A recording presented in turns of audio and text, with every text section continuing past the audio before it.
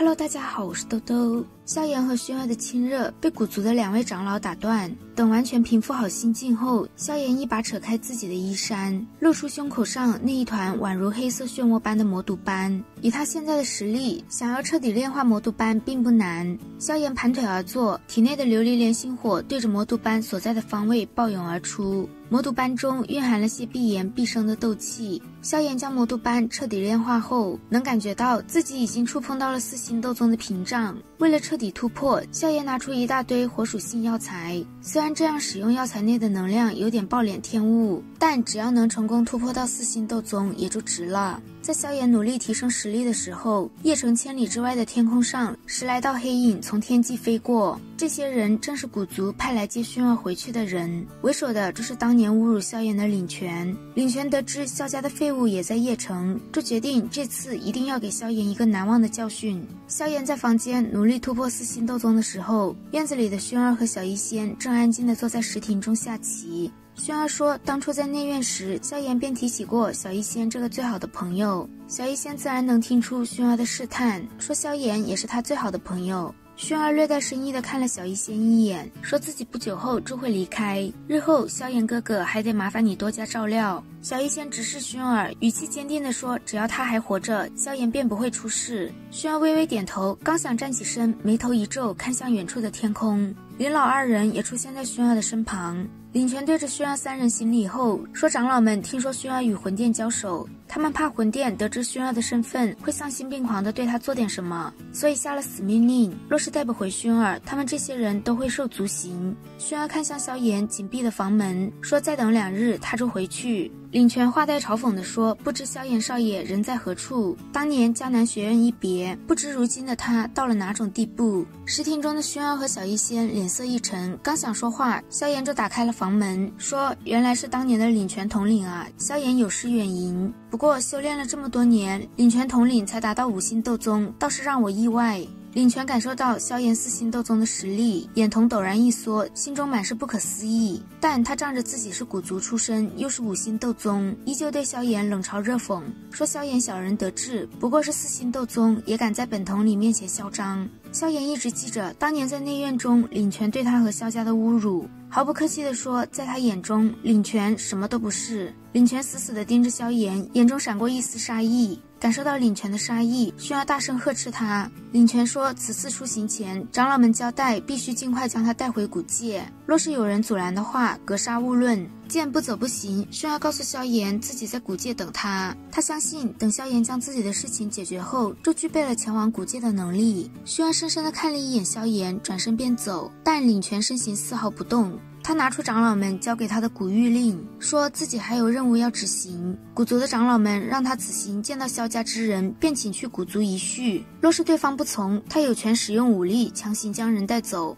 薰儿的脸色彻底变得冰冷，他让领权现在跟他走，他可以当做什么都没发生过。而领权见薰儿为了萧炎呵斥他，心中对萧炎的杀意越发浓郁。面对领权的拒绝，薰儿反倒平静了下来，只轻声说，此事我记下了。领权知道薰儿这次是真的怒了，他心中对萧炎的恨意更深。萧炎自然不可能乖乖跟领权回去，他也知道领权不过是想找个借口对自己动手，刚好他也不爽领权很久了。薰儿让萧炎随便动手，一切后果他来负责。萧炎瞥了一眼领权身后的10来道身影，问他是打算一起上还是怎样。领权让萧炎少在他面前张狂，他一人足以收拾萧炎。领权举起手中的长枪指向萧炎，今日他倒想看看萧家这个曾经的废物有何资格这般嚣张。萧炎眼中闪过一丝杀意，握紧手中的玄重尺就和领权打了起来。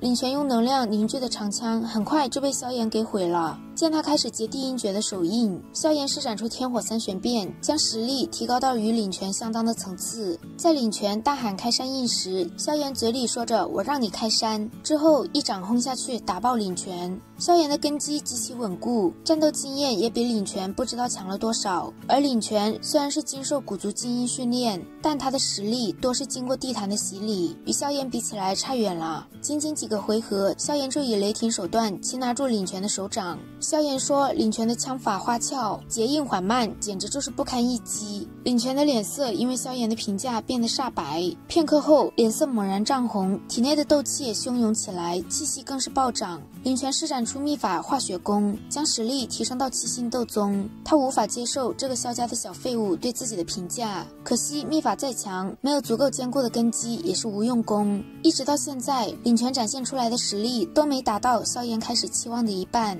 萧炎出手快很准，短短10来个回合之后，一拳砸在领权的脸上，领权被这一拳打到口吐鲜血，牙齿都喷了出来，身体也狠狠地倒在院落的一面墙壁上。萧炎面无表情，一把掐住他的脖子，说：“我这个萧家废物，现在可还有资格评价你？”领权被萧炎打到眼中满是恐惧，因为他想起在这一场交手中，萧炎从始至终都未曾施展任何斗技。到现在，领权才终于明白，如今站在他面前的萧炎已经不再是当初那个小小斗灵。萧炎随手将领权往地上一扔，并没打算要他的命。虽然他非常讨厌领权，薰儿也说过有事他负责，但萧炎并不希望因为领权给薰儿带来任何麻烦。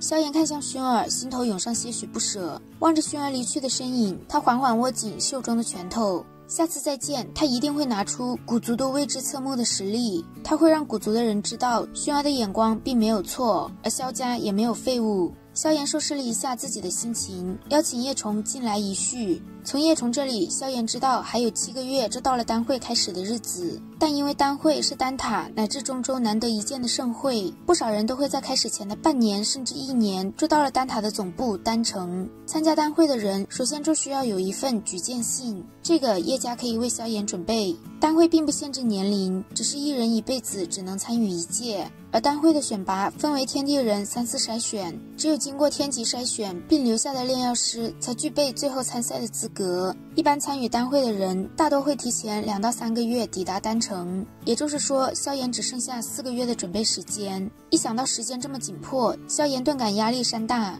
他看向新兰和一脸殷切笑容的叶虫，说当初自己承诺过新兰会助叶家重回丹塔长老席，现在他想知道进入长老席的资格。听到萧炎的话，新兰和叶虫的脸上顿时涌上狂喜和激动之色。萧炎不知道的是，他即将迎来他人生中第1个未婚妻。好啦，今天的视频豆豆就讲到这里啦。如果喜欢豆豆的视频，欢迎点击订阅关注，我们下期再见，拜拜。